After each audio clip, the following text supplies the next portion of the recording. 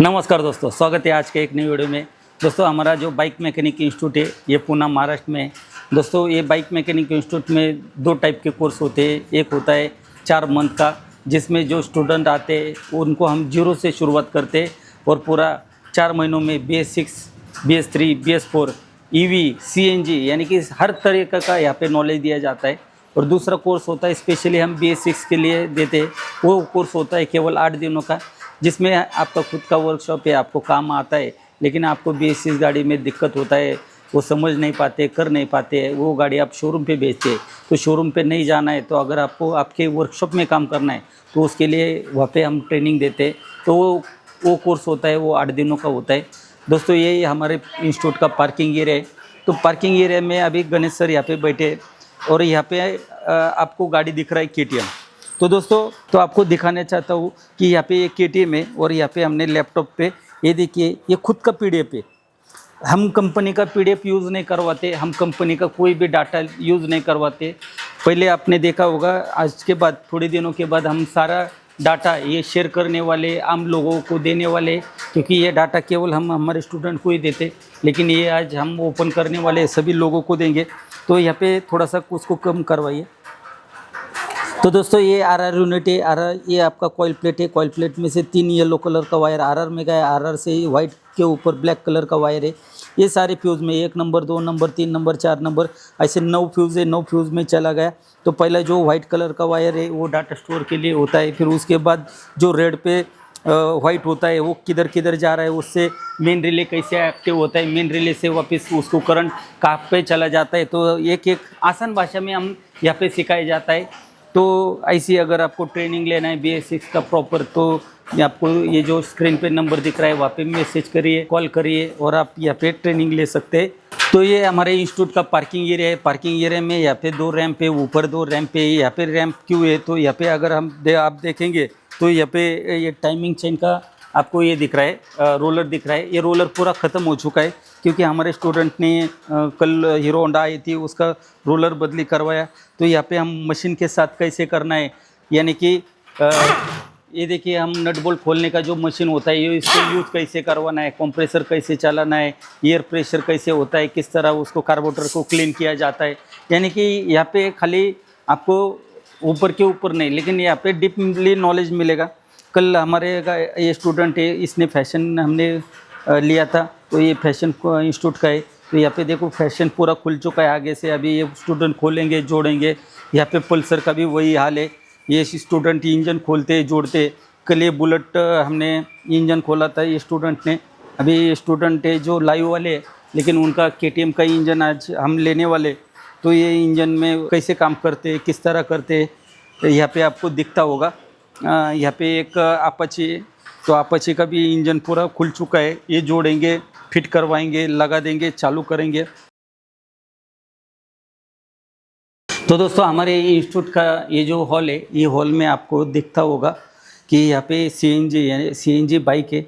बजाज का जो फ्रीडम गाड़ी है, तो इसका देखिए पूरा एक एक पुर्जा खोला है, वायरिंग खोला है। यहाँ पे अगर आप देखेंगे तो जावा गाड़ी, जावा में भी पूरा खुल चुका है।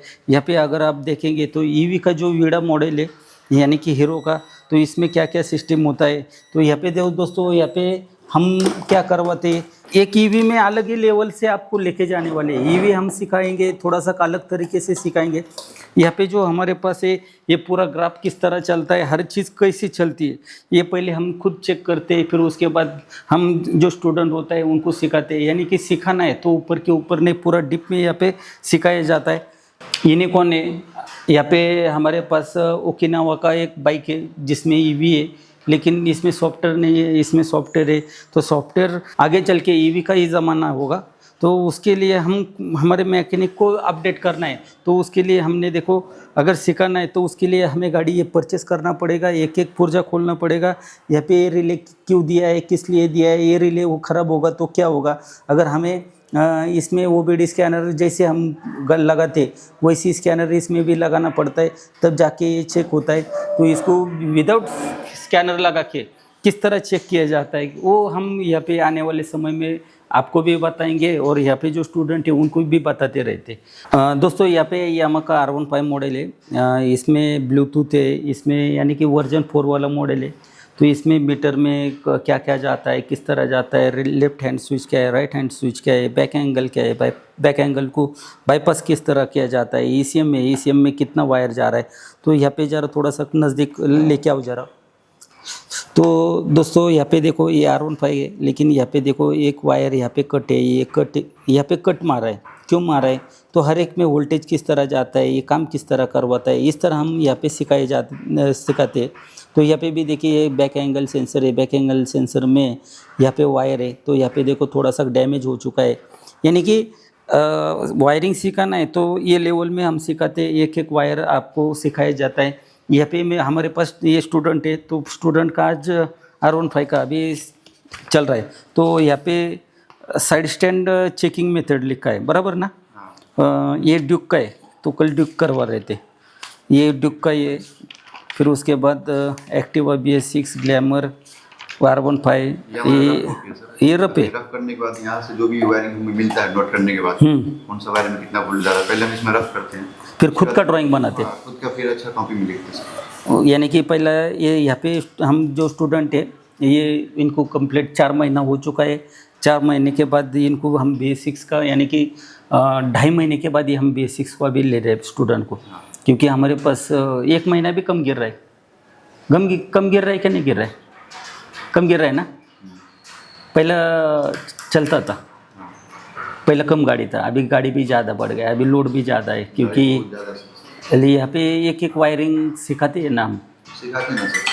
तो दोस्तों यहाँ पे अगर आपको समझ में, यहाँ पे एक स्टूडेंट है, इसमें KTM 200 का यहाँ पे पूरा लिखा है, HCU में कितना वायर है, कितना कितना क्या काम करवा रहा है, इनपुट कौन सा है, आउटपुट कौन सा है, कितना वोल्टेज आ रहा है, किस में क्या आ रहा है, ये कैन हाई क्या होता है, कैन लो क्या होता है, ये सारा सिस्टम यहाँ पे सिखाएगा। एक किल स्विच का वायर पोलर का कलर कौन सा है, यानी कि यहाँ पे इस तरह सिखाया जाता है, एक एक वायर सिखाते।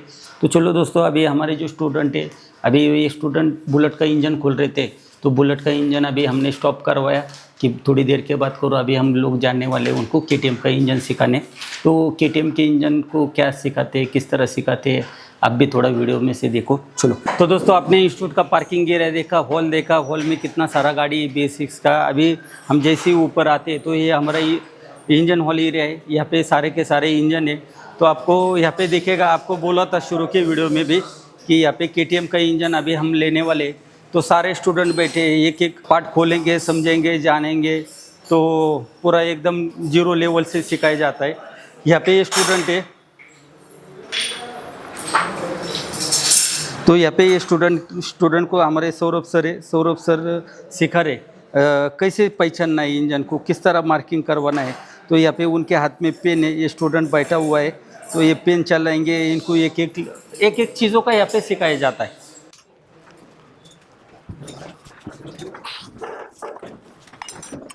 KTM का इंजन है, RS का इंजन हो गया, NS का इंजन हो गया, सबको NS का RS का इंजन समझ में आ गया ना परफेक्ट। तो अभी KTM और RS NS में कोई अंतर नहीं है, क्योंकि बजाज और KTM में अगर हम इंजन का खाली हेड का पैकिंग अलग है, बाकी सब कुछ क्या है एक जैसे ही। और ब्लॉक में और हेड में क्या करवाया, बदली करवाया। अगर आपको KTM का क्लच कवर का पैकिंग डलवाना है, मैग्नेट का पैकिंग डलवाना है, तो आपको KTM के शोरूम में या KTM के पास जाने की ज़रूरत नहीं है। आप बजाज का भी क्या करवा सकते हैं, पार्ट डलवा सकते हैं। अगर ये भी इंजन खोलेंगे तो इस पे KTM का इंजन है ना, ये यहाँ पे तो KTM लिखा हुआ है, बराबर। तो आपको बजाज इंजन के अंदर क्या लिख के आएगा, बजाज लिख के आएगा, क्योंकि ये जो KTM है ये बजाज जी क्या करवा रहा है, इसको पूरा सब कुछ बजाज ही ये करवा रहा है। यानी कि मटेरियल बनाने से लेके बेचने तक पूरा बजाज ही ये करवा रहा है। तो यहाँ पे देखो, इसमें ये क्या है, टॉप कवर है, बराबर। तो बजाज इसमें KTM में ज़्यादा दिक्कत हो रहा है, बराबर ना। क्या दिक्कत होता है, सब सिम से डर जाते हैं। सिम्स होता क्या है, आज क्या करेंगे उसको पहले पूरा समझ लेंगे।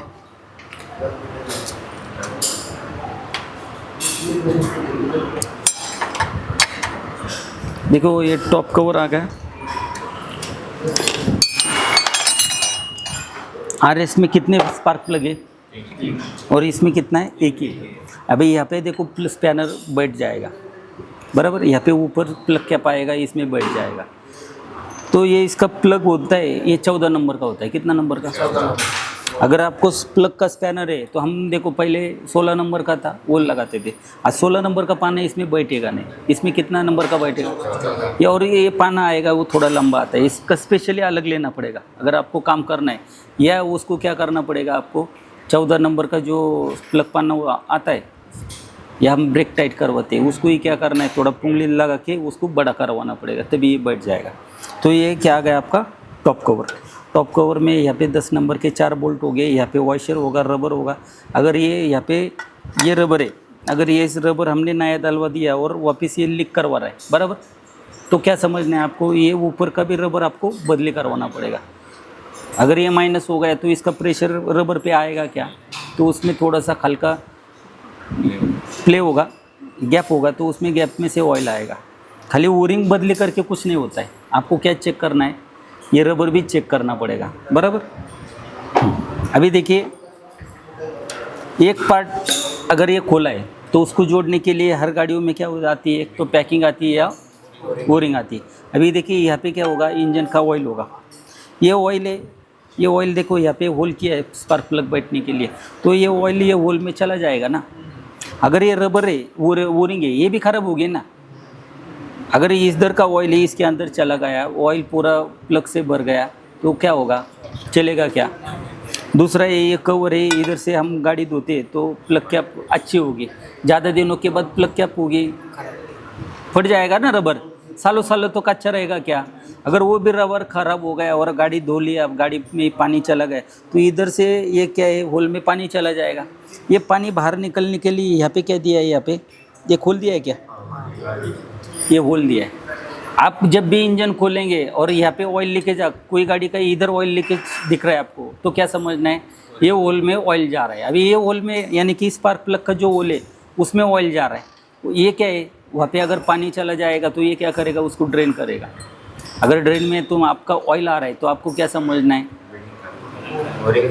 ओरिंग ये खराब है, क्योंकि ऑयल होगा ये के कहाँ से जाएगा, ये ओरिंग से होके जाएगा।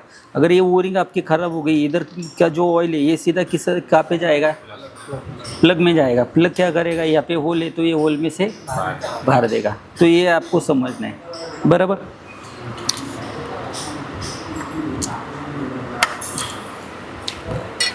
ये आ गया, अगर ये ओरिंग ख़राब होगा तो ये ऑयल कहाँ से आएगा, यहाँ से आएगा। अभी इसमें एक दो शाफ्ट है, दो कैम शाफ्ट है, क्यों दो का कैम शाफ्ट है, एक इनलेट के लिए और एक इधर का जो दो वाले, इसमें दो वाले और यहाँ पे एग्जॉस्ट में दो वाले, तो इसके लिए यहाँ पे दो लोब है। एक कैम शाफ्ट में कितने लोब है, ये आउटपुट के शाफ्ट में कितने लोब है, दो लोब है। क्या है, दो लोब। अभी हम कौन से स्ट्रोक पे, पावर स्ट्रोक पे, कौन से स्ट्रोक पे, यानी कि पिस्टन का पे अभी टॉप पे आने के बाद ये दोनों पॉइंट क्या होना चाहिए, मैच होना चाहिए। अभी ये आपको कितना दिख रहा है, आधा दिख रहा है ना, तो इसका है, इस पे बजाज के जैसा टी लिखा है, तो ये टी किसका टी, पिस्टन का टी है क्या, ये व्हील का टॉप है, तो व्हील का टॉप ये टी होगा, तो ये जो पॉइंट है ये किधर लेना है आपको, टॉप पे लेना है। अभी ये गोल होगा तो इसका टॉप किधर आएगा, इधर ही आएगा ना, तो यानी कि ये टी क्या करना है आपको, ऊपर पॉइंट में लेना है बराबर। तो इसमें ज़्यादातर दिक्कत होती है सिम्स में, हम इंजन खोलते हैं और जोड़ते हैं, फिर बाद में कई टाइम पे चालू होती है और ज़्यादातर गाड़ी चालू ही नहीं होती करके क्या होता है, हम गैरेज वाले ये खोलने को, ये हाथ लगाने को लेते नहीं। क्या होता है, सिम्स को समझना है तो आपको एक डिटेल में नॉलेज होना चाहिए, सिम्स क्या होते हैं, किस लिए होते हैं, सिम्स दिया क्यों, अगर सिम्स दिया किस लिए वो ये नहीं मालूम होगा तो फिर फ़ायदा है क्या। तो ये कि इसमें एक दो क्या है आपके, दो कैम शाफ्ट है, क्या ये कैम शाफ्ट। अभी हम क्या करेंगे, ये खोलेंगे, तो ये खोलो। तो दोस्तों इसमें KTM में अभी हम क्लास लेंगे, KTM में क्या देखना है, किस तरह देखना है। तो यहाँ पे फिलर गेज है, ये गेज हम किस तरह लेते हैं, सिम्फ की सेटिंग किस तरह करना चाहिए, ये सिम्फ होता क्या है, किस तरह होता है, इसमें हम जो इनलेट का होता है, इनलेट का कितना रखवाना है, आउटलेट का कितना रखवाना है, ये रखवाने से क्या होता है, अगर नहीं होगा तो क्या होगा, ये सारा एक एक चीज़ हम यहाँ पे बता देंगे।